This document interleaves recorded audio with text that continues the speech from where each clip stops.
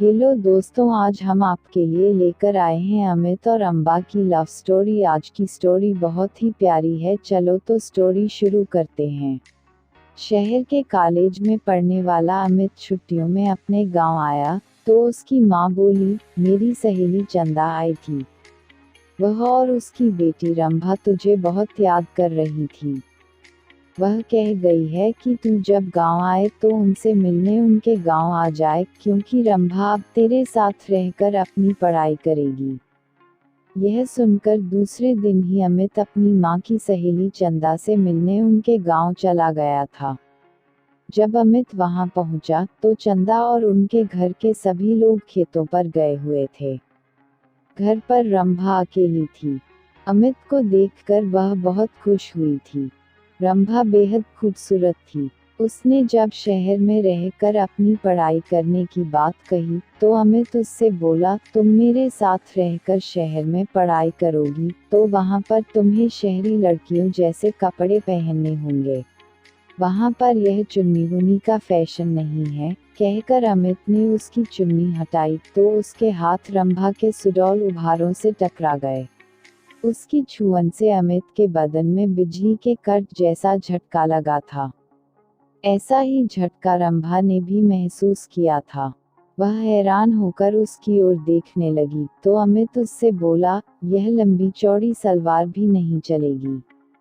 वहाँ पर तुम्हें शहर की लड़की की तरह रहना होगा। उनकी तरह लड़कों से दोस्ती करनी होगी। उनके साथ वह सब कुछ करना होगा जो तुम गांव की लड़कियां शादी के बाद अपने पतियों के साथ करती हो। कहकर वह उसकी ओर देखने लगा तो वह शर्माते हुए बोली, यह सब पाप होता है।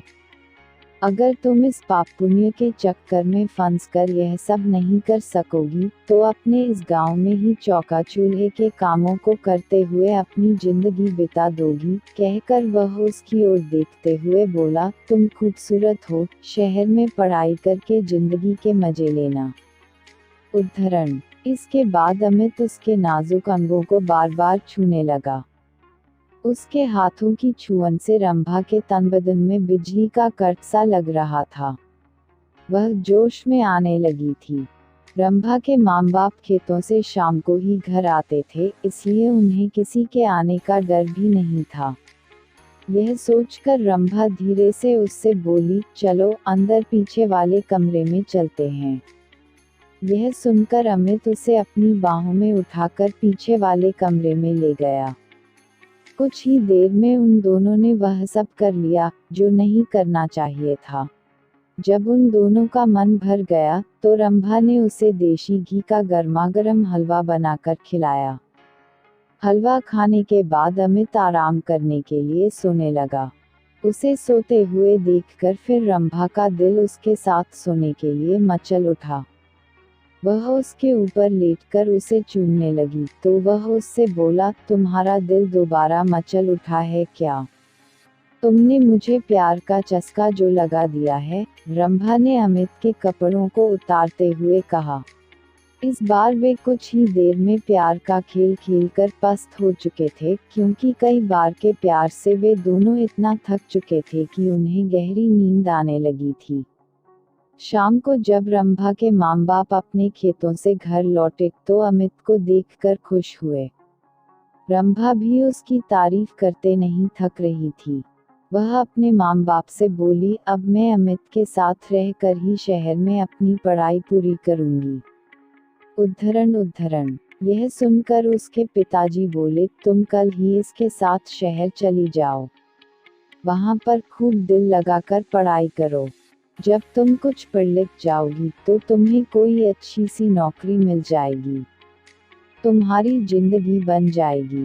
उद्धरण। फिर किसी अच्छे घर में इसकी शादी कर देंगे। आजकल अच्छे घरों के लड़के पढ़ी लिखी बहू चाहते हैं। रंभा की माँ ने कहा तो अमित बोला, मैं दिन रात इसे पढ़ाकर इतना ज्यादा होशियार बना दूंगा कि फिर यह अच्छे पढ़े लिखों पर भारी पड़ जाएगी। उद्धरण। रंभा की माँ ने अमित के लिए खाने को अच्छे पकवान बनाए। खाना खाने के बाद बातें करते हुए उन्हें जब रात के 10 बज गए तब उसके सोने का इंतजाम उन्होंने ऊपर के कमरे में कर दिया। जब अमित सोने के लिए कमरे में जाने लगा तो चंदा रंभा से बोली, कमरे में 2 पलंग हैं, तुम भी वहीं सो जाना। वहां पर अमित से बातें करके शहर के रहन सहन और अपनी पढ़ाई लिखाई के बारे में अच्छी तरह पूछ लेना।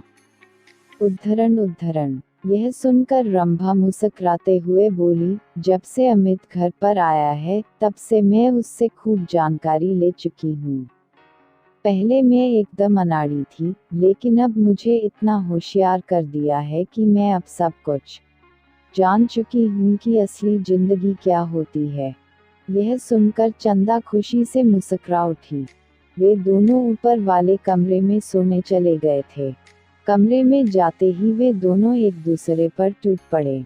शहर में आकर अमित ने रंभा के लिए नए फैशन के कपड़े खरीद दिए, जिन्हें पहनकर वह एकदम फिल्म हीरोइन जैसी फैशनेबल हो गई थी। अमित ने एक कॉलेज में उसका एडमिशन भी करा दिया था। जब उनके कॉलेज खुले तो अमित ने अपने कई अमीर दोस्तों से उसकी दोस्ती करा दी, तो रंभा ने भी अपनी कई सहेलियों से अमित की दोस्ती करा दी। गांव की सीधी सादी रंभा शहर की जिंदगी में ऐसी रम गई थी कि दिन में अपनी पढ़ाई और रात में अमित और उसके दोस्तों के साथ खूब मौज मस्ती करती थी। जब रंभा शहर से दूसरी लड़कियों की तरह बनसंवर कर अपने गांव जाती तब सभी लोग उसे देखकर हैरान रह जाते थे। उसे देखकर उसकी दूसरी सहेलियां भी अपने माँ बाप से उसकी तरह शहर में पढ़ने की जिद करके शहर में ही पढ़ने लगी थी। अब अमित उसकी गांव की सहेलियों के साथ भी मौज मस्ती करने लगा था। उसने रंभा की तरह उनको भी प्यार का चस्का जो लगा दिया था। आज की स्टोरी आपके लिए कैसी लगी कमेंट करके ज़रूर बताएं और स्टोरी अच्छी लगी हो तो वीडियो को लाइक करें, चैनल सब्सक्राइब करें।